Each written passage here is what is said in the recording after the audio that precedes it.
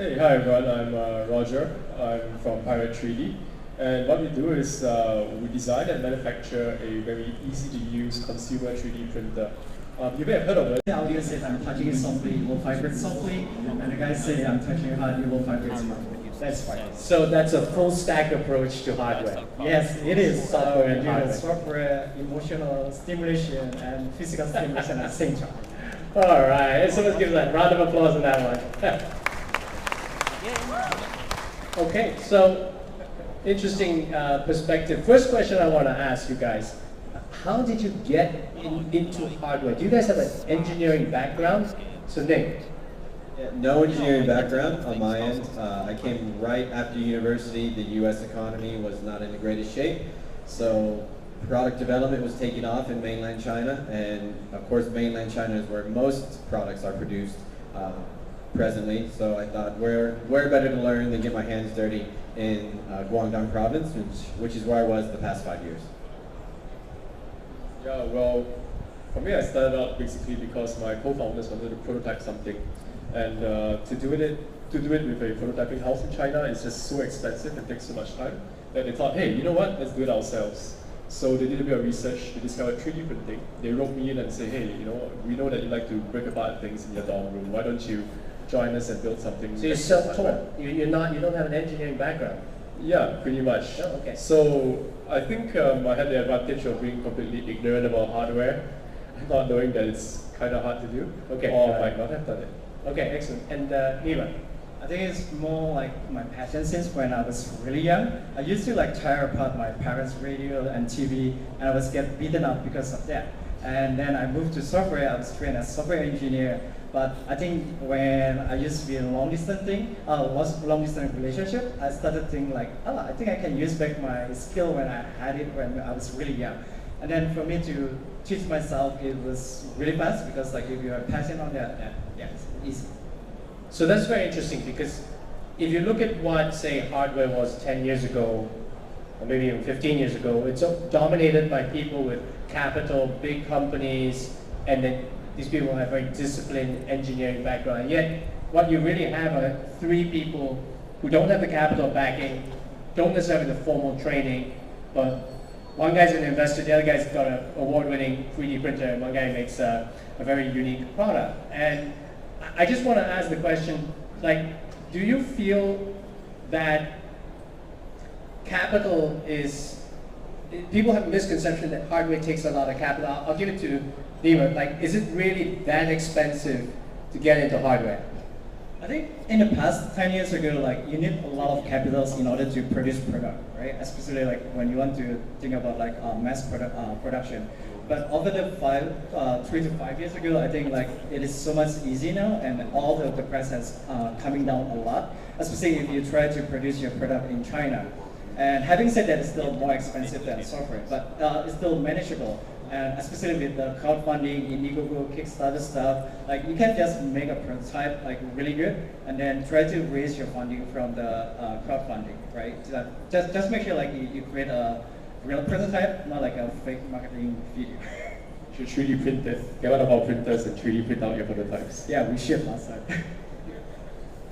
Yeah, I really think that the ability now to start run validation at Brinc, and the ability to take a small amount of capital now and have that one perfect prototype or that one functional prototype ready and share it with the world and see if the market's ready for it, see if the market's interested in it, is now easier than ever because of crowdfunding, digital marketing, and just building a validation funnel where you can truly test if your target market audience wants your product at that So walk me through what you call a validation funnel. Absolutely. So when you start, of course, before you even make a prototype, for example, you can start with a 3D rendering, a 3D image, purchase a landing page, start driving traffic to this landing page, set up an opt-in, go ahead. It's quite lean. These are the kind of concepts that people do in software world, right? Yeah, it's incredibly lean. With every one of the teams we work with at Brinc, we make sure that they've validated their product to a point where there are people interested in their product. At that price point, through the funnel, people are having a conversation. The potential customers are excited about the product. Really, it just comes down to doing this all beforehand to make sure that it's this business does have So there to is a method to the madness. always a method to the madness. Okay, excellent. You were saying backstage about some of the capital, and you made a comparison between Fitbit and the software company. Maybe you give us some more of that. Yes, right. I mean, like recently I saw another company like they make a comparison. Is it like hardware startup is really expensive? But actually it's not, because like if you look at it, Fitbit just IPO a few days ago. They only raised 66 million over the cost of they started the company, and they have revenue 755 million revenue with profit about like 160 something.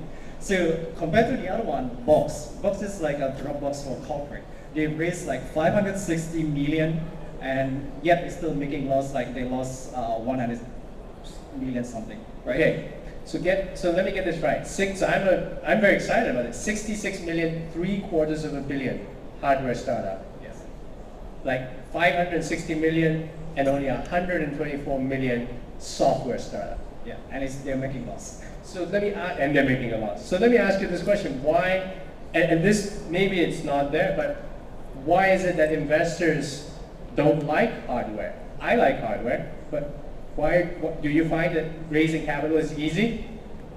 Raising capital right now is a little bit still a challenge. I guess because the mindset of the investor, they always think like hardware needs a lot of capital. So I guess if the investor now start to learn from all these successful hardware startups, they realize like, oh, actually it's not that expensive. And yeah, the good thing about, one of the challenges with hardware is that how do you scale hardware, right? I mean, if I build an app company, I can always tell my investor like, by 2016, we're going to have 5 million users. I can bullshit my way all the way to 5 million users.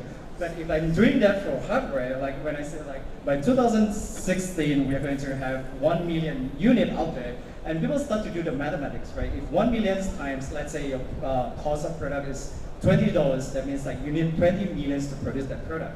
But having said that, now there's a lot of way that you can scale the hardware if you're willing to work with other factories. So this is the part that we are exploring right now to how do we scale our product from 20,000 units to 2 million units. Okay, so what you're saying is that the investors are actually worried about the working capital requirement of hardware, and yet you've got other ways of doing it. Let me get Roger to comment on that, because you're in the thick of it, right? So just for some of the people out there who haven't been following the Pirate 3D story, after the very successful campaign, now Roger, you've got to go through the actual pains of delivering the revenues, the processes, the manufacturing, and it hasn't been as easy as expected. Yeah, absolutely. When we started out, we thought that it's going to be pretty easy. We got a prototype out, there's no problem. So from prototype to manufacturing should be a cinch, right? Not so. I think this is a mistake that a lot of early hardware entrepreneurs make, and I'm sure we've all done our share of that as well. So what was the crux of the problem, the first problem that you just went, oh darn it, we're in trouble?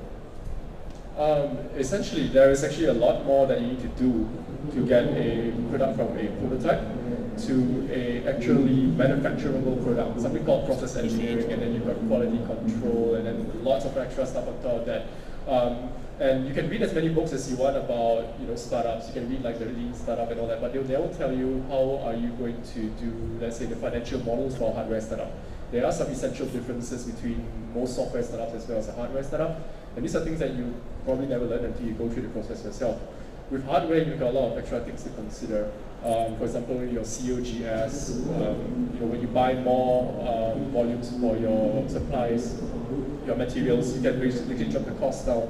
And if you don't get this volumes, you're not going to be able to get the cost savings that you require. Yeah. So really, if you ask me, it looks like you spend all your time focusing on product market fit.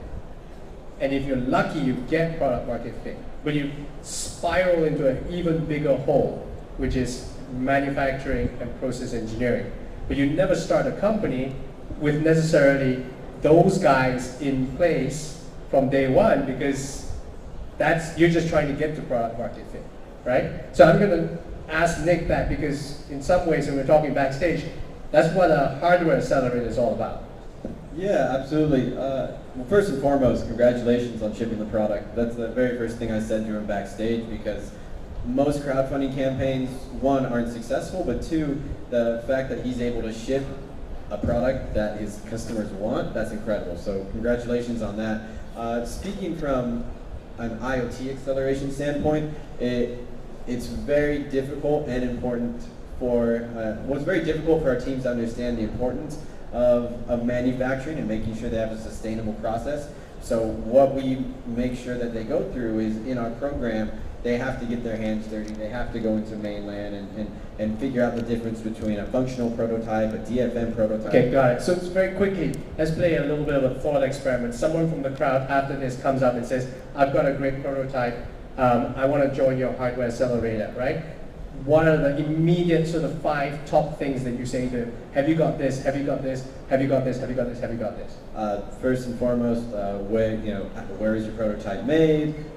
If it's handmade, is it a functional prototype? How is it? For ours with IoT, you have to have mechanical, electrical, all the wiring sorted out. So it just comes down to, okay, here's your prototype, basic. We have our head of manufacturing pretty much break it to pieces, and he breaks. So you have one person who is not on their team just break down the product. Yeah, our head of manufacturing, who's based in Shenzhen, he's lived and breathed hardware ever since he was a child. So he's able to take something, break down a BOM immediately, a bill of materials, and then really give a rough range of whether his feasibility is right for his price range. Okay, so just for those of you in the crowd, BOM means bill of materials. It means the actual cost of the product. In the hardware world, BOM cost is like the most important thing other than the sale price and your quality. Right? Yeah, well, quality first and foremost. Want to be making good products, but with your BOM, that will absolutely affect your retail, your distribution, and of course your e-commerce prices. Okay, so we've gone through maybe the investor perception, what are the things to look out for. Let's shift a little bit and let's talk about phase 3, right? The path to glory. We know that Razer's worth $1 billion. It's got big revenues, it's got profitability, but to get there, you need to work with something called a contract manufacturer, and these people have a lot of tricks of the trade. I'll throw it right in the end. Have you working with a contract manufacturer? How's been your experience on that? I mean, we talked to a few contract manufacturers before, but I think for startups, if you want to build your product really fast and you want to learn from them, you shouldn't go to a contract manufacturer because they're like kind of a shop like can do everything. You want to go to the factory like have made a similar product before, right? For us, like we are making a personal massager, right? The sex toys. We went to like one of the best sex toys factory in China. So in fact, other than like, I mean, we are really good in terms of like the IP, the technology, right? But we want to learn from them how you make these products perfect. So how do you protect yourself? Because the other side is like the guy's gonna copy my personal device. I mean, before we go to China, we're always afraid like if you go to China, the next 6 months people will sell the same product like what you do. But apparently that's not true.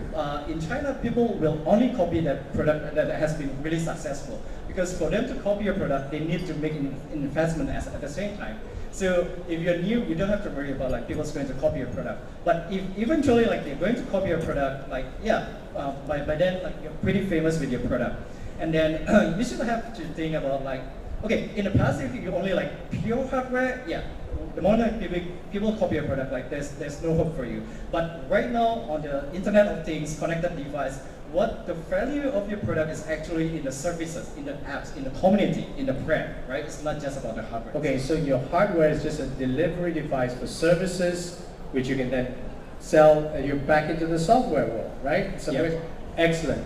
Just building up on that, I know I'll ask Roger a separate question, but so find the contract manufacturer that has the most experience making the device that's most similar to you. Don't worry about it being copied. Fine. Let's talk about the actual nitty-gritties. There's a contract. What are the specific terms that you advise your startups to really be careful about when you're negotiating with a contract manufacturer? We actually have preferred partners for all of our manufacturing through all of our teams. But again, it's integral that for these teams to really thrive and take off on their own, that they understand how manufacturing works. Most importantly, you're going to be looking at payment terms. When you're looking out for these factories, you're going to be looking at their quality control numbers. You're just overall it really is a pretty personal connection when you're meeting these factories. If it's similar for you guys, do I like this person? Do we get along? Like, do I like the way he's running his business? That's always been something I judge personally. So how do? You walk around the guy's factory?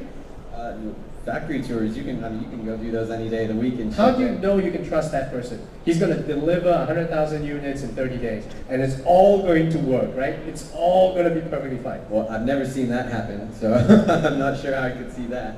But I mean, starting initially, you're always trying to find that perfect fit. It's called the perfect porridge recipe. You don't want that vacuum that's too big for you. You don't want that one that's too small. You want the one where your order is just about reaching their MOQ, so they're always going to be satisfied, but you're always forward thinking and looking for a manufacturer who you can scale up to. So you don't want to be the guy with the smallest volume in their build list, because you're going to get the DT. You always get pushed to the back of the line, and you always get the longest. Because you're not paying the bills. Exactly, and then once you grow too big for the factory, then you're running into quality problems because they're trying to promise you purchase orders they can't fulfill, and then they start putting together shoddy products, and then your end consumers are angry. How about lead times? Just maybe I know, Roger, I'll give you a second because you've got a very different perspective. How about lead times? How do you deal with lead times? I think lead times is one of the things like a lot of people's never thought about it. Like if you want to buy like 10 units, 100 units, like you can get it within a few days. But when you start to order more than 2,000, 5,000, and you'll be surprised like the lead time can take up to 10 weeks. And that's where a lot of Kickstarter project or Indiegogo delayed because like they never factor in like the lead times of 10 weeks to get it covered. And I also want to say it really reflects back onto the founder and the owner of the business. It comes to balancing expectations. If you say you can get a product to your end consumer in 6 months and your lead time is 7, obviously you have to account for that. So I always put on a large buffer onto all my delivery dates just to make sure I can't hit it. Okay, so Roger has a different experience. You don't use a contract manufacturer. You're doing it all in-house, full stack. So talk us through why you did that. Do you feel that's an advantage? Because, contract manufacturers theoretically can scale you to millions of devices. Yeah, absolutely. There's lots of advantages when it comes to using a contract manufacturer. Initially, we tried to source a contract manufacturer ourselves, but we always found that it costs a lot more to work with a contract manufacturer versus building it in-house. On top of that, they will charge you for things like process engineering and all of that. And we realized that our R&D process actually ties in together with our process manufacturing process very intimately.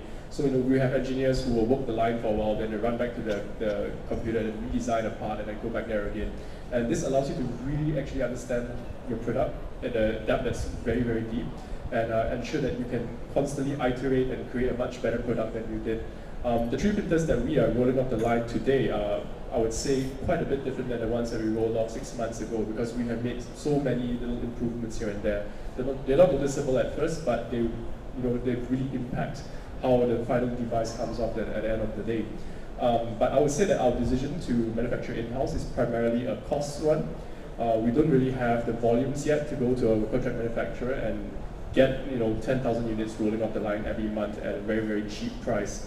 At our current volume, it's actually a lot more affordable to do it ourselves versus going to a contract manufacturer. So there could be a contract manufacturer relationship in your life in the future. Oh, definitely. Yeah. No, I agree with you that just to share my perspective, we've done the investment into Simplistic. In Simplistic, they've got such a great demand for it. And I've just been so surprised at what kind of BOM costs you get if you are ordering between 100 devices and 100,000 devices. And it's almost as if not only has hardware got a fixed cost element to it, it actually has a sort of variable cost element that you get better, you get more leverage as you scale. So there's a sort of winner-take-all feel to it.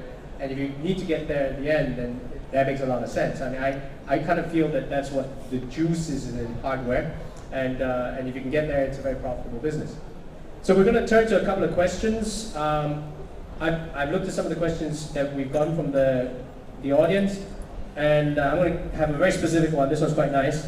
I'll ask Roger that. The question is, how much money did you actually spend on the actual Kickstarter campaign? So I'm going to activate. Boom. All right.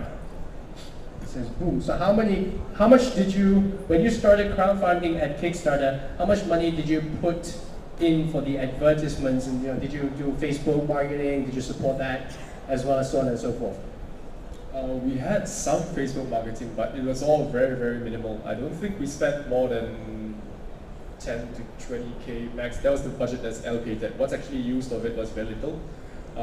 If you think about it, ROI on a crowdfunding campaign is massive. You put in 20K and then you rake back 1.4 million.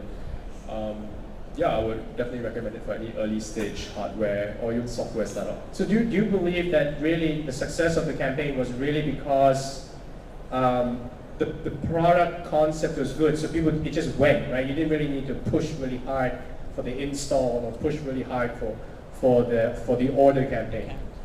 We also had a little bit of a guerrilla marketing campaign. As you're absolutely right, of course, we had a very good product market fit, and we came in at the right time as well. This is when the 3D printing market was just starting to boom.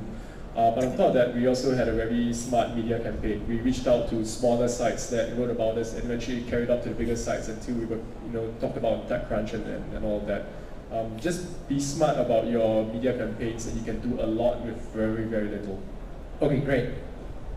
How about Vibease? Did you guys do a lot of marketing? I think during that time we didn't have a lot of budget for marketing. What we did is we contact all the journalists, the media journalists. As long as you spend enough time, like one or 2 months before, you start to email them, this is our product. And a lot of the journalists actually they're really nice. And especially when you're working on hardware, this is something it's new to them, because all this time they always write about apps, and then suddenly this guy is coming with hardware and it's a sex product. Okay, so it's a good news story as well. Yeah. Okay, so find the angle and hardware. It's not just another app, so people are willing to write. So pitch a lot more websites, you get a lot of coverage. Yes. Okay, excellent. Nick, you want to, or should we try to answer? I want you to answer the next question. Yeah, real quick to jump onto those 2 points. I mean, all my former campaigns that I worked on and consulted on, we didn't have any marketing or PR budget. It all just comes down to the hustle, and as these two guys said, putting your time in, cultivating relationships. It's like anything. If you get an email from someone who you don't know, why are you going to support them? But if you cultivate a relationship, you hit a pinpoint or a pain point in these people's hearts, they're going to respond. Next question. Okay, next question. So a bit of a generic question, but I've got a view on that.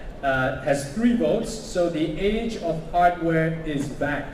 How long will it last? So Nick, you're the investor. The age of hardware is back. I believe IoT is the biggest trend right now, and it's only growing stronger. That's why Brinc has come together as a company. We really believe in this for the long term, and I don't really see myself doing anything else in the future, in the near, mid, or long-term future, other than driving home this IoT movement.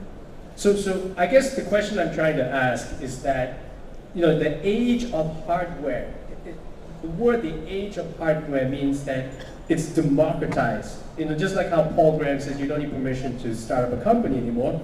It sounds like you don't need permission to do a hardware startup anymore. And secondly, you don't need to sell 1 million of these devices and you'll make money. So suddenly you get into a very democratized world where you don't have to be a formally trained engineer. You don't have to have loads of capital behind you.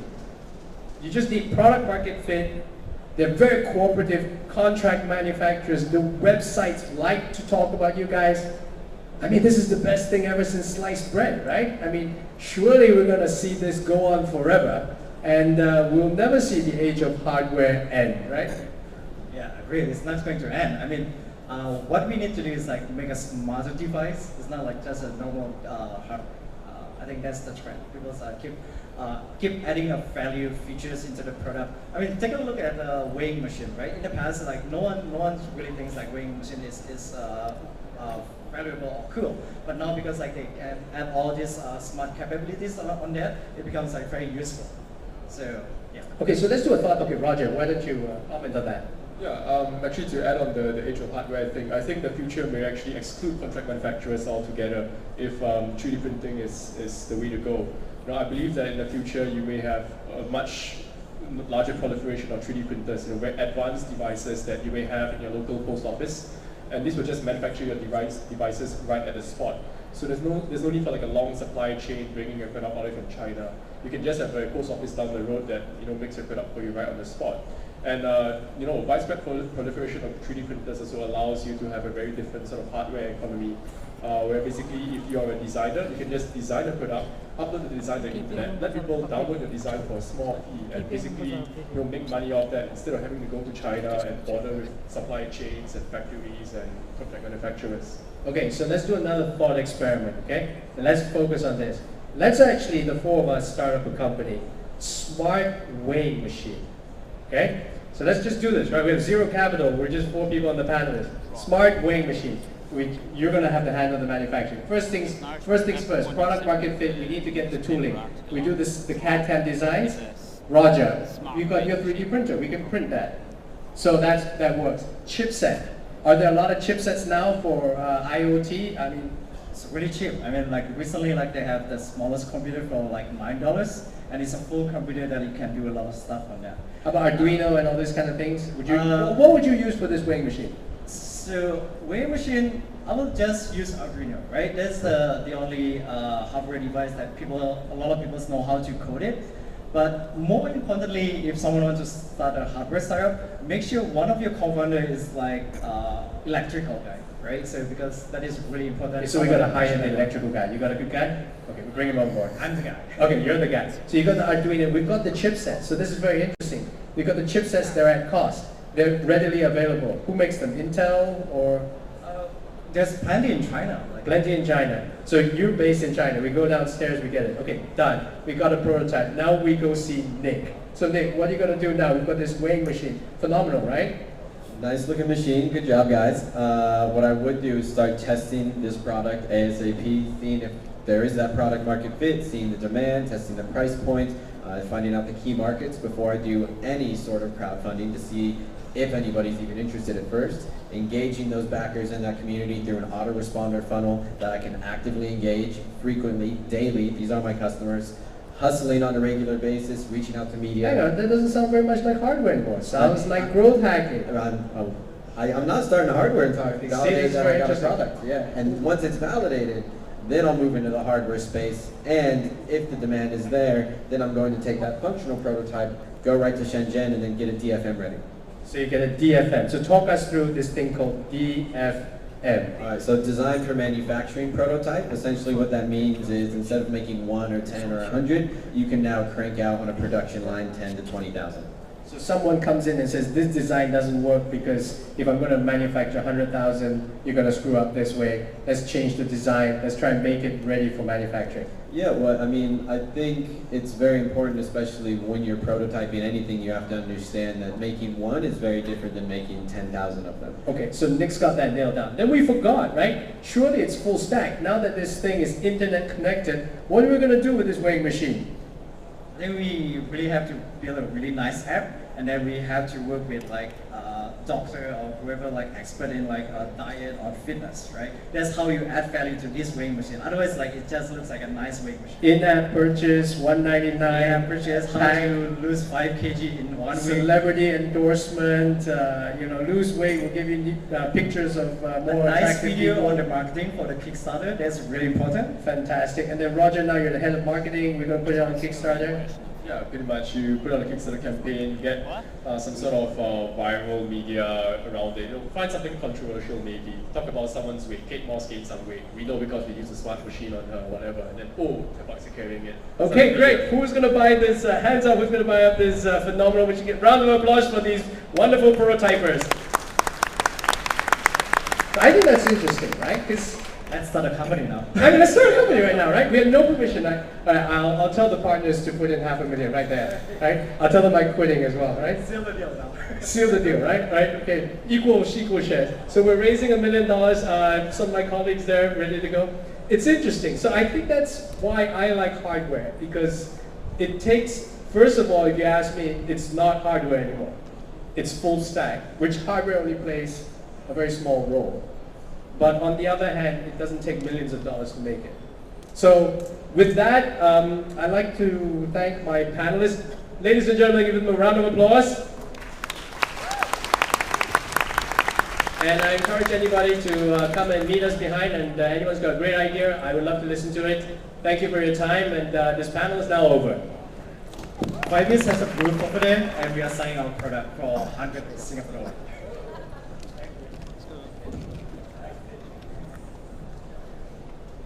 Thank you, panel. I think this is the first time in Echelon history that in the middle of a panel session, we ended up inventing a ray machine. So kudos for that. Just a quick reminder, we have actually workshops going on in the side room.